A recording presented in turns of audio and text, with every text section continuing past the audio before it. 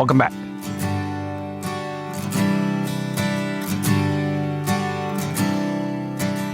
You're the one that people call when everything's falling apart. You're the one who keeps it together when everyone is losing it. You're also the one that always says, I'm good, even when you're not. And somewhere along the way, you became the strong one. Not because you chose it, because you had to.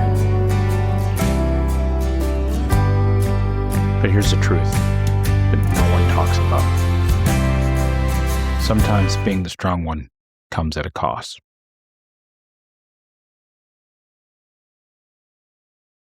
What is the identity of a strong one or the strong one?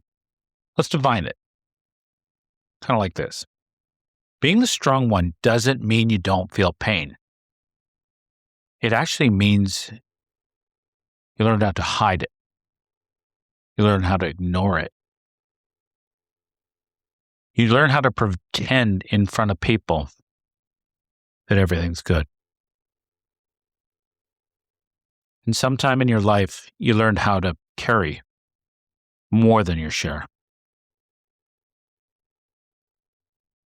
Probably because you understood how heavy it was.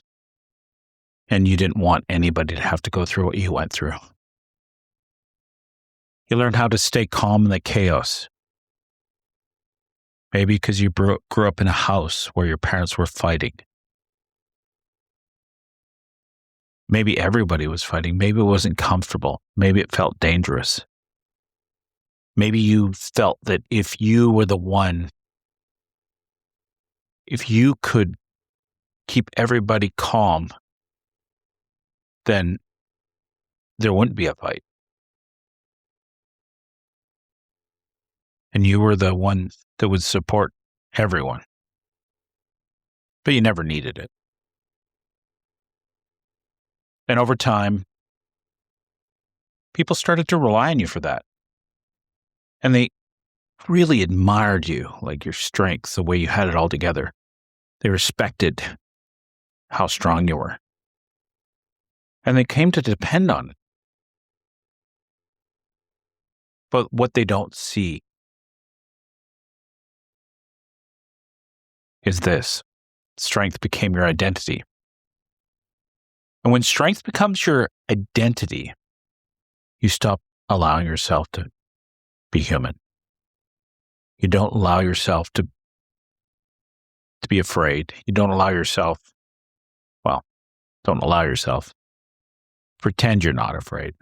You don't allow yourself to feel it. You don't allow yourself to be vulnerable with others. And you don't allow anyone to help you.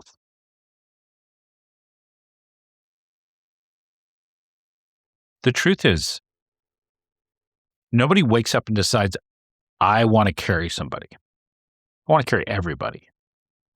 It starts somewhere. Maybe in your family when you're young. You had to grow up too fast. Maybe you were the emotional support of your family.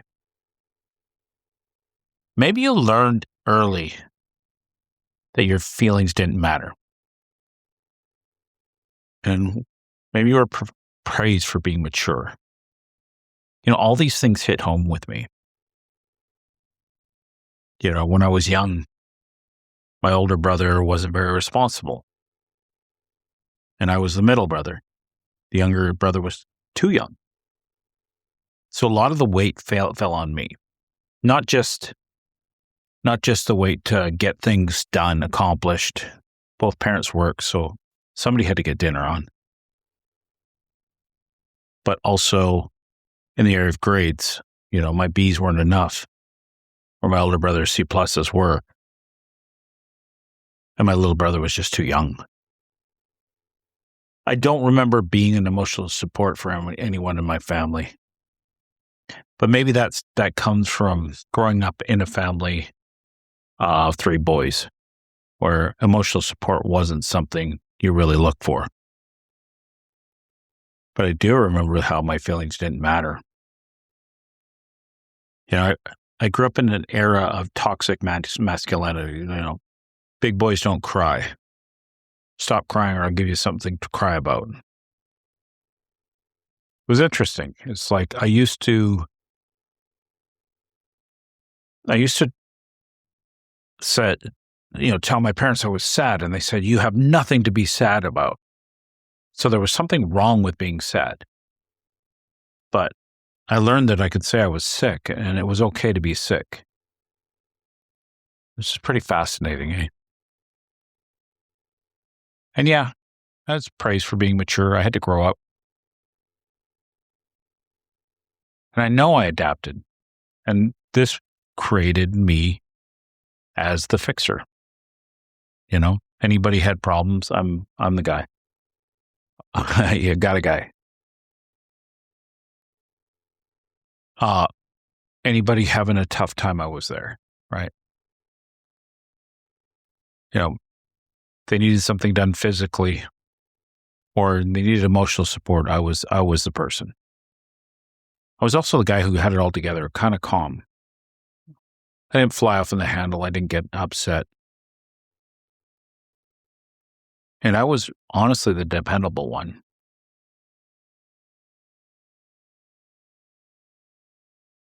And it felt safer to be needed than to have needs. And that's how it was. I let that land for a second. Maybe for you too.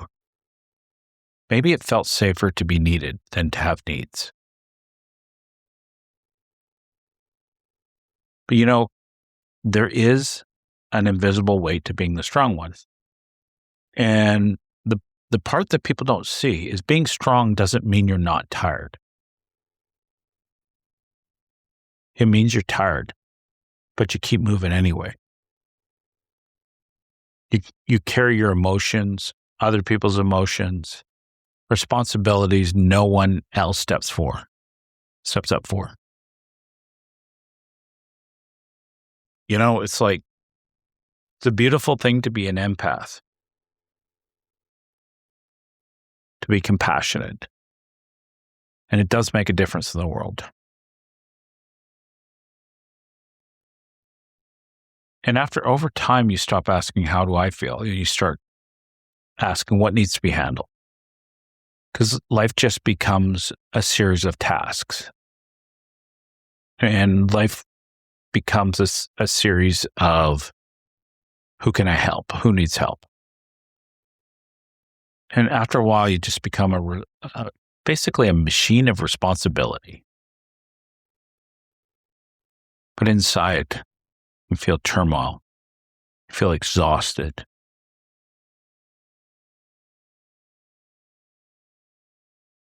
And that's because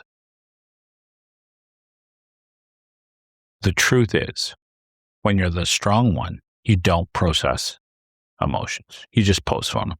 You say, I'll deal with this later. Now's not the time. Other people have it worse. And that really resonates with me. I remember I was seeing a counselor and he gave me, it was like a Nerf, I don't know, kind of a Nerf stick thing. And he said, hit that chair. And I'm like, no. What? And he's like, no, go ahead. Just hit the chair with that. I'm like, no way. Like, why not? It's because I'm afraid that if I start, I'll never be able to stop. And he said, that scares me more than anything else. Because everything was built up, but we never let it out. Because these emotions don't disappear. They accumulate, they stack, and they wait. And eventually, they're going to show up. So if you're pushing down all your emotions, eventually they're going to come out. And sometimes they'll come out as burnout. Sometimes it's numbness. Sometimes it's incredible irritability. And sometimes it's just disconnection. And none of this comes out because you're weak. It comes out because you've been strong too long without release.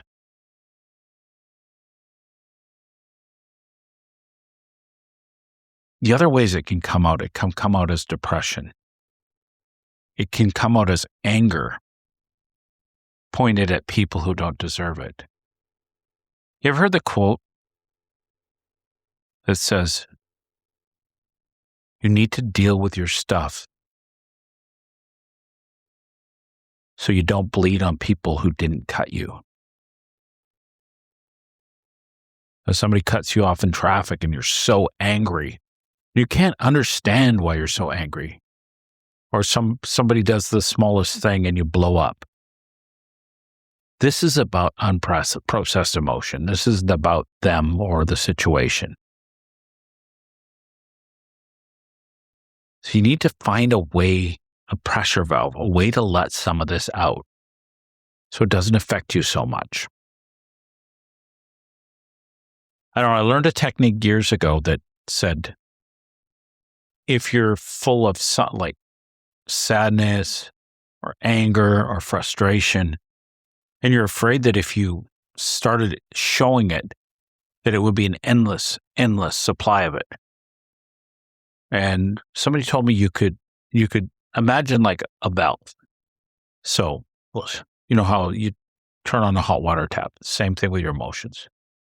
When you can find a safe place where it won't have an impact on other people and then people won't see you doing it, and you can let it out there. You just open up that tap a little bit and just enough. Take some pressure off. Maybe if you're in a really safe place like the forest and you start yelling and stomping your feet and screaming. I remember when I first allowed myself to really feel anger, and I drove up to the west coast of Vancouver Island to this place called Tofino, Long Beach. And it was the wind was howling, the rain was pouring down, and I'm stomping my way down the beach, yelling, screaming and swearing, God, like just letting it out. And there's no one around to see what I'm doing. Got to find a safe way to release some of this stuff. It's not doing any good in there. And the truth is, being the strong one also means you're going to be the lonely one. And this one hits the hardest. No one checks in on the strong one. Why would they? They always assume you're fine. You train the world to see you as unshakable, reliable, resilient, strong, always okay. So the truth is, when you're not okay, you don't even know how to show it. And if you did, you start to worry. I don't want to be a burden, but people rely on me. What if they see me differently? So you stay silent. And in that silence, that's where loneliness lives. You know, I've met so many strong ones in my work. Sometimes somebody will come along who, because of a life circumstance, they can't afford to come anymore. And they're going through such a hard time. I'm like, I'm worried about you. I need to see you every week. And they're like, I can't afford it. And I'm like, you're not paying. And like, I can't accept that. You deserve to be paid for what you do. And I'm like, you don't know where my abundance comes from. Please don't rip me off of this gift. Did you know the true gift in life is actually not the giving? Think about that for a second. The real gift in life is not about the giving.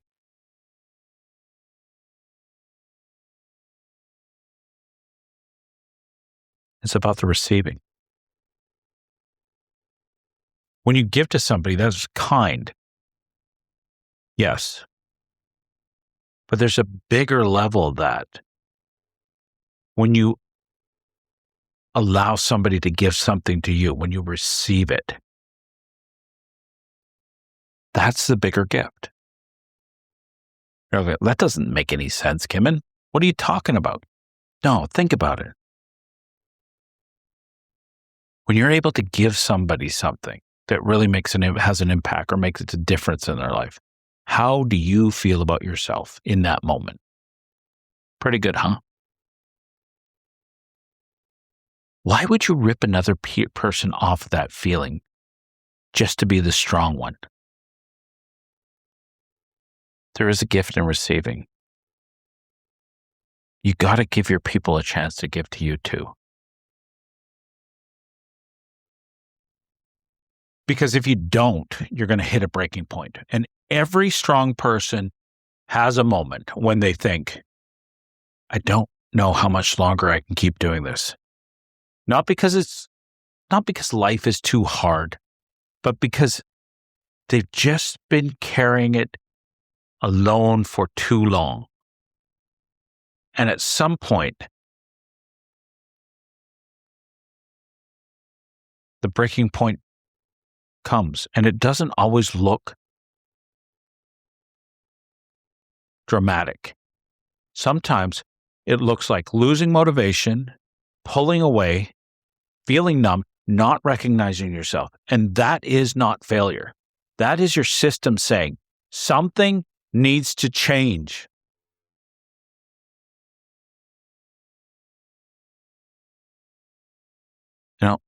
And something does. Can't live a life pushing it all down, being separate. How could you ever connect with anyone if you can't be vulnerable? So it's time to redefine strength. And let's redefine it right now. Strength is not holding everything in. Strength is allowing yourself to be seen. Real strength comes within vulnerability. And strength is saying, I am not okay. Asking for help. Letting someone else show up for you. And that's not weakness. That's courage. Because in that kind of strength, there's no vulnerability.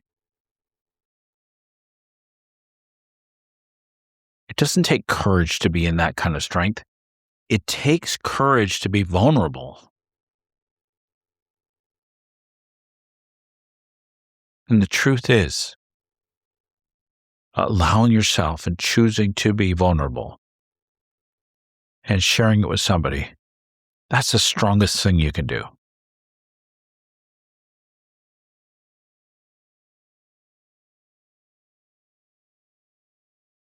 Let's make this real. If you are the strong one, start here. First off, you got to tell the truth, but not to everybody else, mostly to yourself first. You got to ask yourself, how am I actually doing? How am I actually doing? How am I really feeling? Am I numb? Am I feeling separate? Am I lonely? Number 2, you have to let one person in. You don't need to let everyone in. Don't let everyone into your business. It doesn't work that way. But you just need to bring in one person, just one.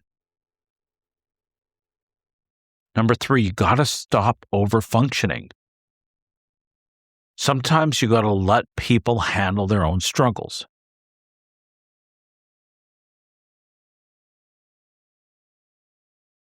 You can't solve everything.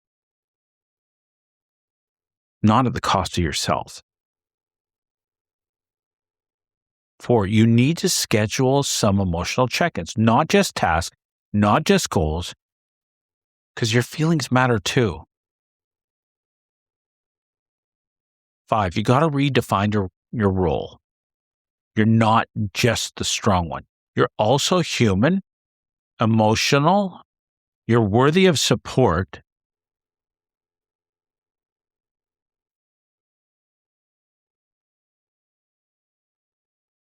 You're enough, just as you are. Enough doesn't come from what you do for others. Enough is what you already are. And then what you do for others is what you do for others. But the truth is, even doing nothing for others, you're still enough. Listen, you don't have to carry everything. You don't have to hold it all together, and you don't have to be the strong one all the time. You're allowed to bend. You're allowed to break. You're allowed to feel. You're allowed to need. You're allowed to receive. And the moment you allow that, you don't become weaker. You become whole. Because real strength isn't how much you can carry alone. It's about having the courage to finally put it down.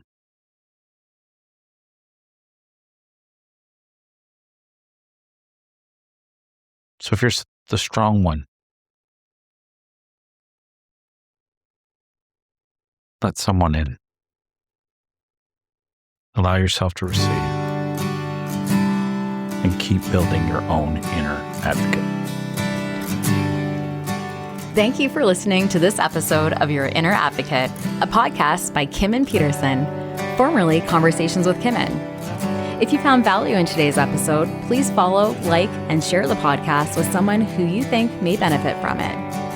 You can listen on Apple Podcasts, Spotify, Podbean, and connect on Instagram at your_inner_advocate. Until next time, keep listening to and developing your inner advocate.